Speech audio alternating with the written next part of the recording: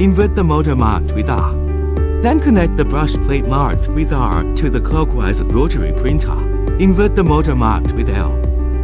And connect the label L brush plate counterclockwise rotary printing machine. Connect the T-rod external water spray bracket printer. Install the water spray bracket marked on the front right to the motor on the right.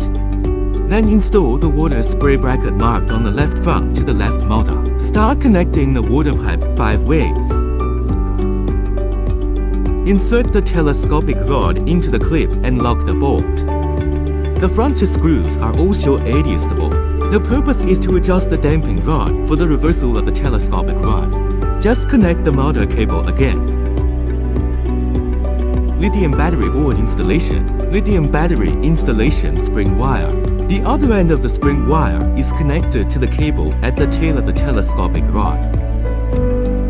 Connect the water pipe and insert the quick connector. Lock with nuts. Then connect the quick plug to the 4-point nipple. Turn on the spring wire switch again, and it can be used normally.